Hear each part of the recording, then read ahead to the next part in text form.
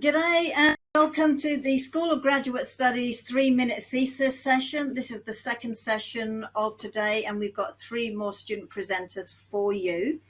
To begin, I would like to acknowledge that Queen's is situated on traditional Anishinaabe and Haudenosaunee territory.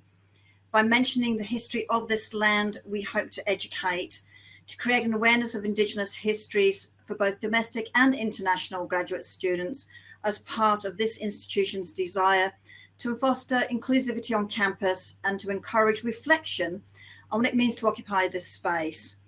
We offer this acknowledgement in recognition, respect, and gratitude for the Indigenous people who have lived on and continue to live on this land and with whom we share a community. With that, I'd like to introduce you all to the Vice Provost and Dean of the School of Graduate Studies, Fahim Kadir. Thank you, Colette, and good afternoon, everyone. A warm welcome to our second presentations of the 3MT thesis. I tend to think the way in which 3MT presentations are understood is somewhat confusing. The number of people who think of 3MT presentation as a competition, when indeed the purpose of 3MT presentation is much bigger. It's bigger for 2 different reasons. Number one, I see it from a different angle.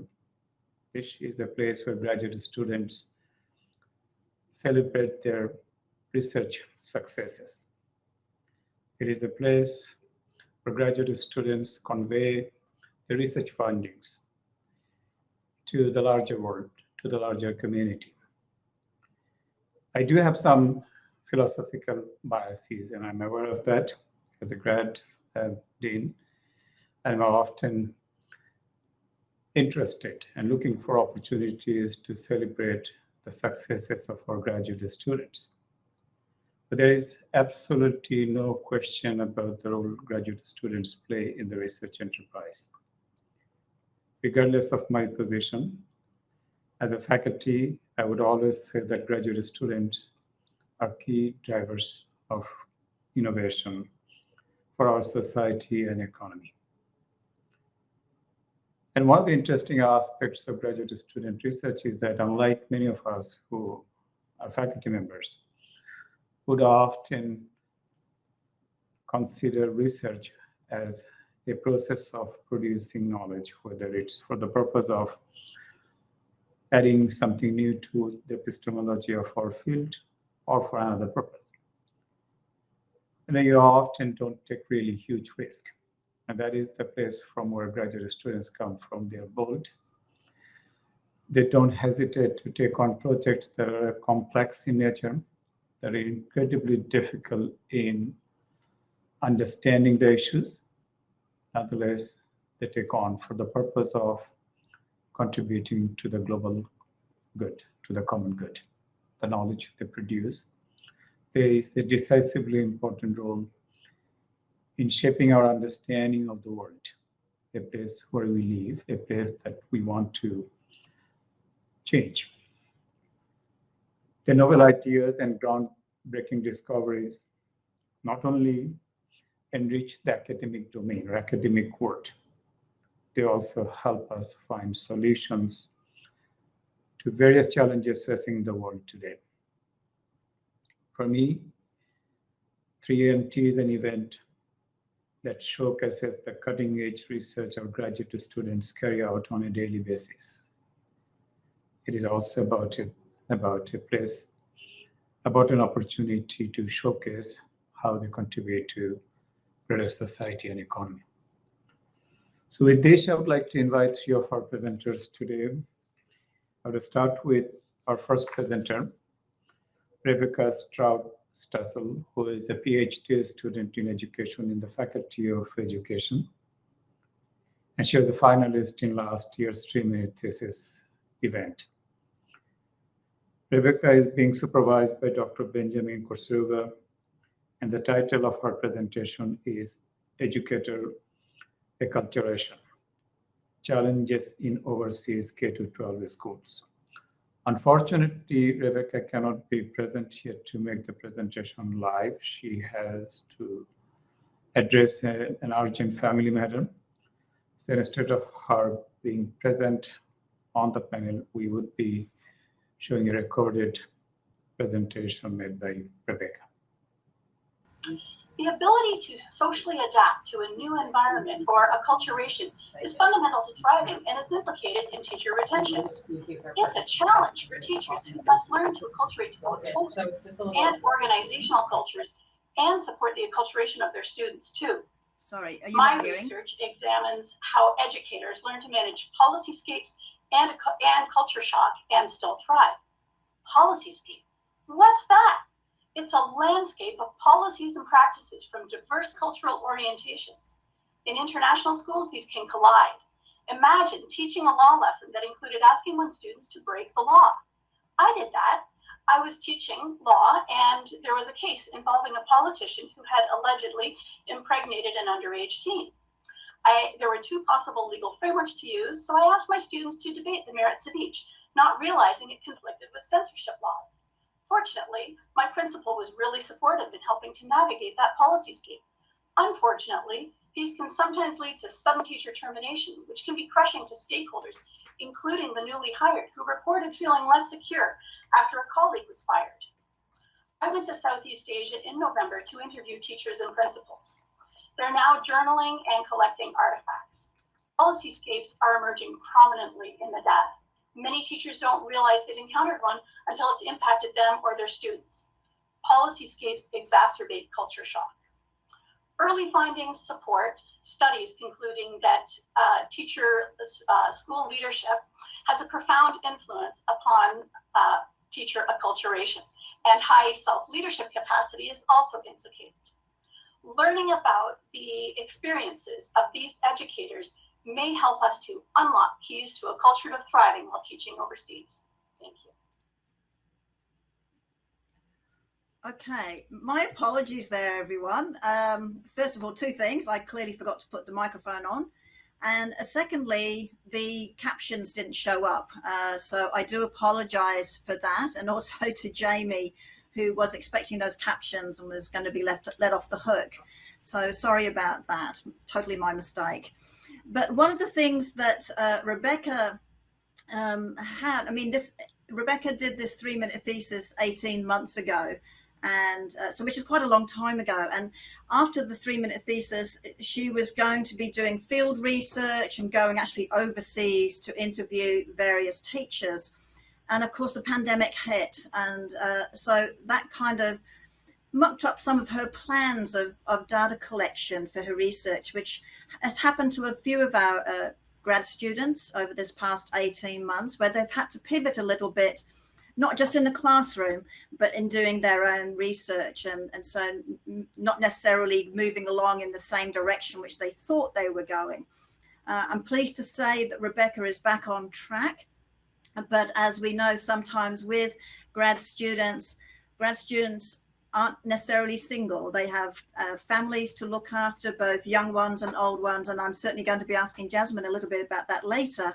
And this is one of those moments where unfortunately family commitments have come first, but Rebecca was very, very sorry not to be able to join you all today because she was really looking forward to it. But I think with that, maybe rather than me keeping talking, I think let's go on to the next presentation. So if I can hand it back over to you, Fahim. Thank you, Colette. So I'd like to invite Jasmine Munzu. Jasmine Munzu is a doctoral student in our management program at the Smith School of Business. And he was also a participant in our last year's 3NT event. It's supervised by Dr. Tracy Jenkins. And the title of his presentation is The Future of Work, which you know is a remarkably important issue for all of us to pay further attention to. So I would invite Jasmine Munzu to make his presentation. Jasmine, it's all yours. Thank you, Dr. Kadir. Just wait. waiting on the slide to switch. Perfect. Well, good afternoon, everyone. I've got 3 minutes to walk you through my research. So I'm from the Faculty of Management.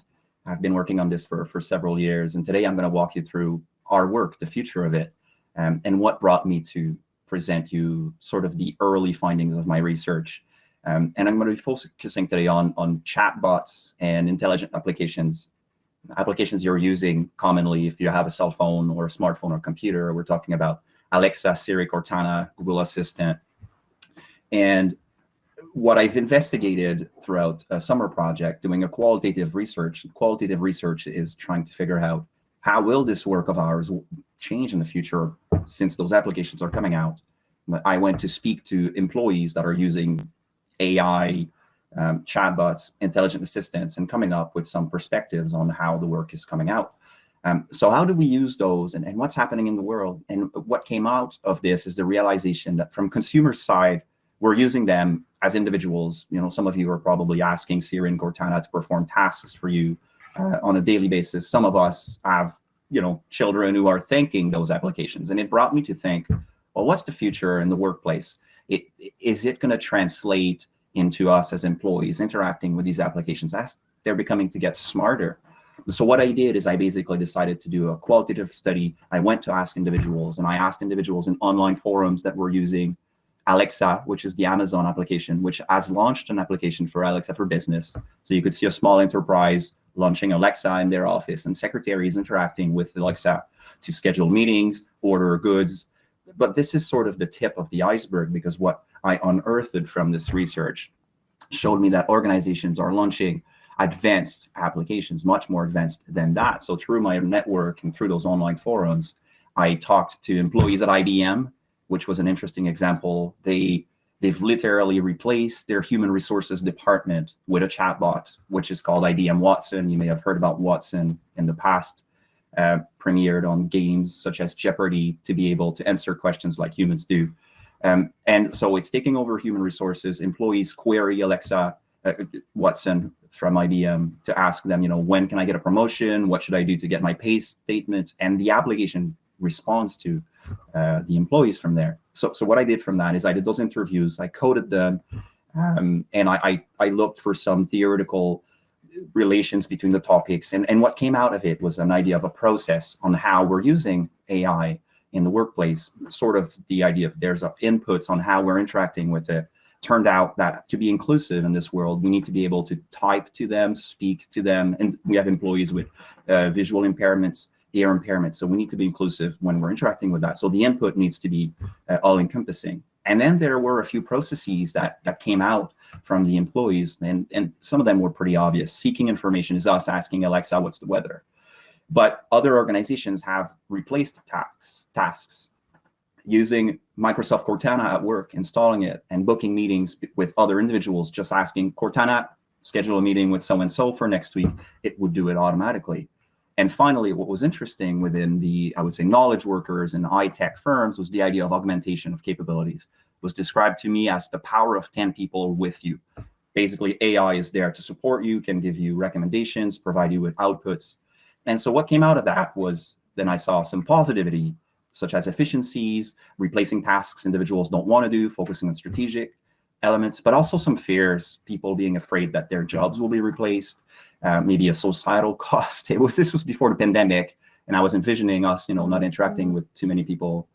And then in the pandemic, if we were to speak to Alexa and Siri more and not seeing our friends and families, we could become lonely. So that sort of came out of it. And I also often out of that was sort of what I proposed to the world is let's investigate it. This is the starting point. My research was now as expanded, but I always get asked, will we be replaced by AI in the future? And I love a quote. I'll do a parting thoughts of that. But the perspective is, I don't think AI is going to replace the knowledge worker, the manager, the future academic, but them or those individuals that use AI will replace those that don't. So fear not, get immersed into technology, machine learning, artificial intelligence, become the teacher that uses AI, become the academic that uses AI, become the knowledge worker that uses AI, because we may just replace those that don't. Thank you very much. This was a quick overview of my research in a few minutes, and I'll be happy to answer any questions if you have some. So that's the future of work. Thank you, Jasmine, for that. It's always an interesting topic of how AI works in the workplace. And I guess my first question for you would be, is there some sort of correlation between the size of the corporation that should be using AI or not?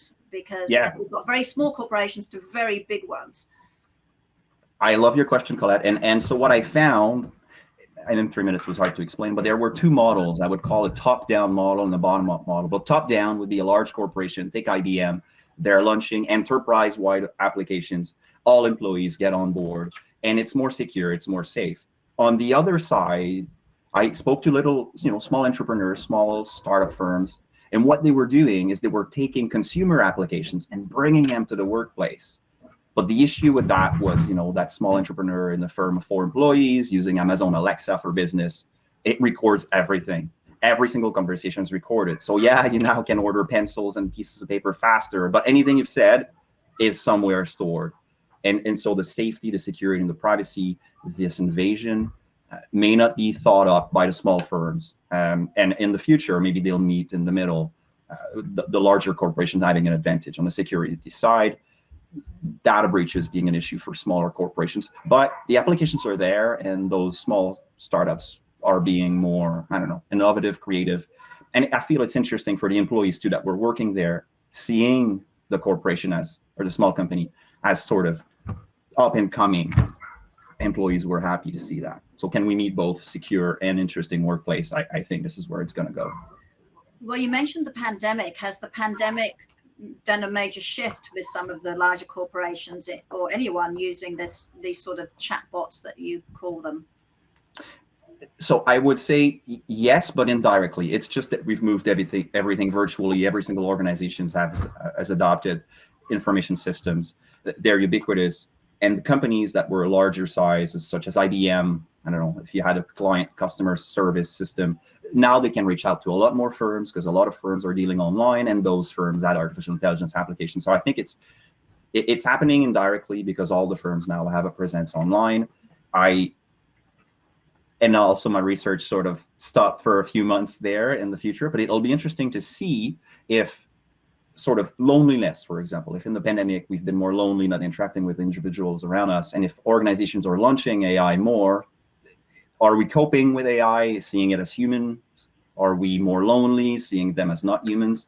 And that's sort of where my research is going. But that's a really good question too.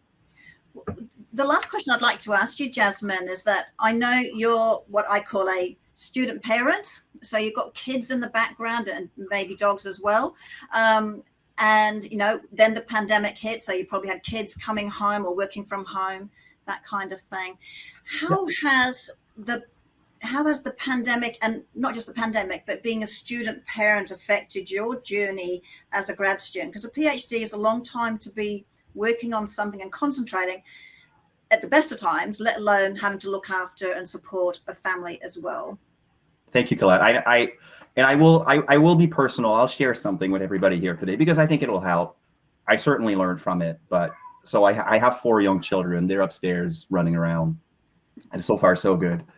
When the pandemic hit, I had done 2 years and I had been very productive. But then I added elementary school teacher on top of the list, and suddenly I had no more time.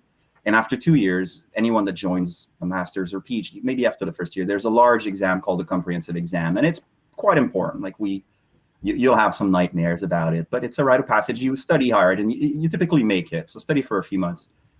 So I debated postponing it, not postponing it. Anyway, I didn't make it. I didn't make it the first time, and it destroyed me. It destroyed me because, you join graduate schools. We're all top-notch students. We have very good grades. You've always been somebody who makes it up to the next stages of their life. And I was afraid of deferring. I was afraid of saying, no, not this year. I'll do it next year. It crossed my mind. I clearly saw I had no time to do it. And I was speaking to Colette. Colette was like, well, you could have done it. Yeah, but there's stigma. I still didn't do it. But then I failed, which was even worse. But at the end of the day, I got back up. And I told myself, if I make it, and I did, I got the news 2 weeks ago, and I passed now, Finny. I don't think I would say this story. I would be hiding if I hadn't made it.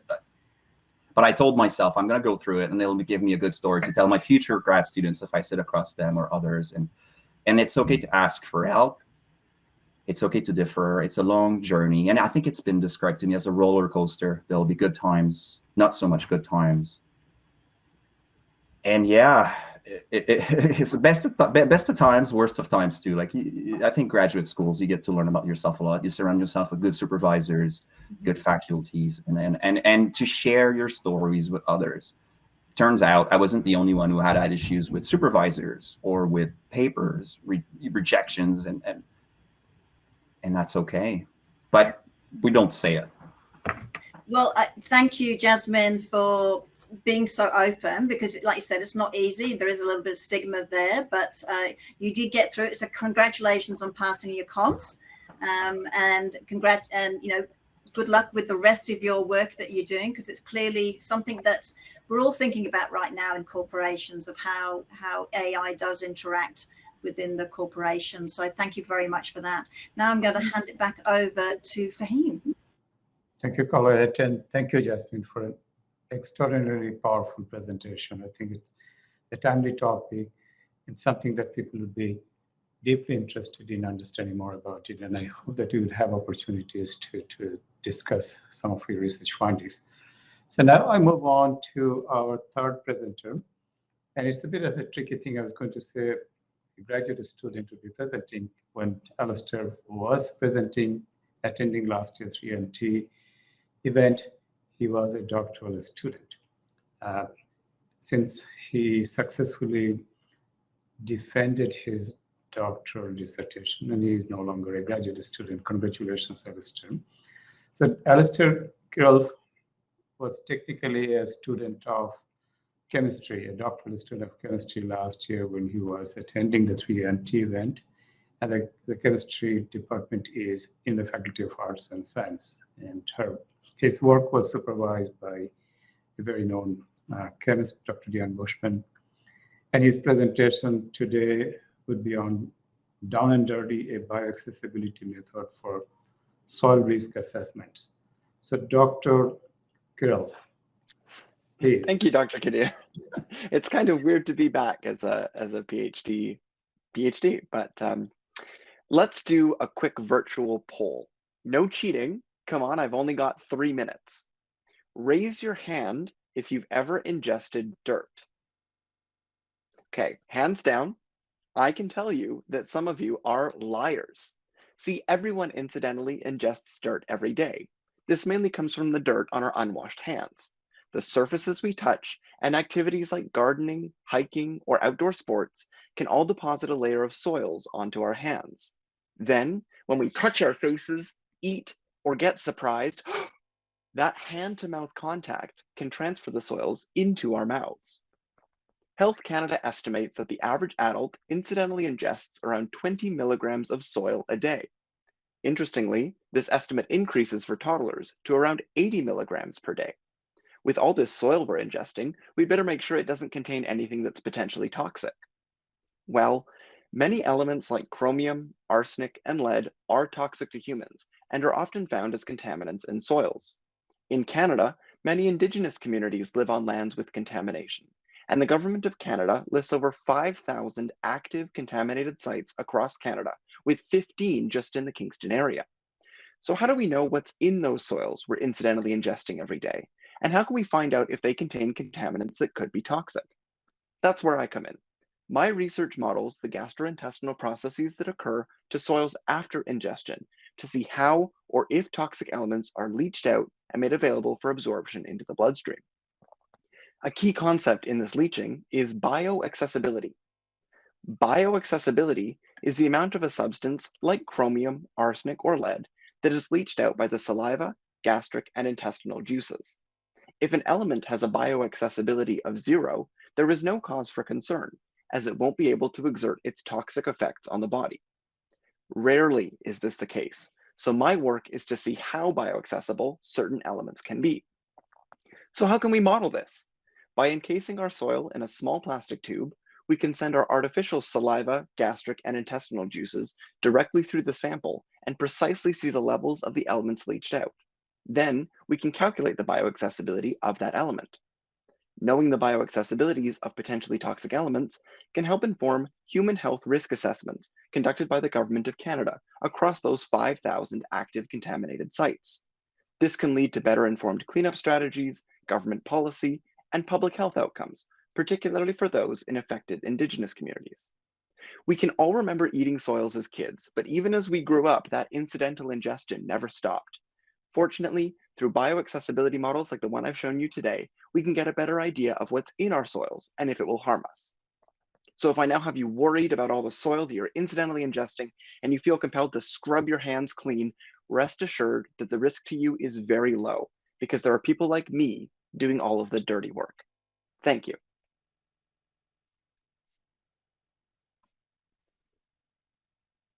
I always love listening to that one because it always reminds me of growing up, the odd worm and dirt. I'm not so sure the kids do that these days. Everything's so much more hygienic.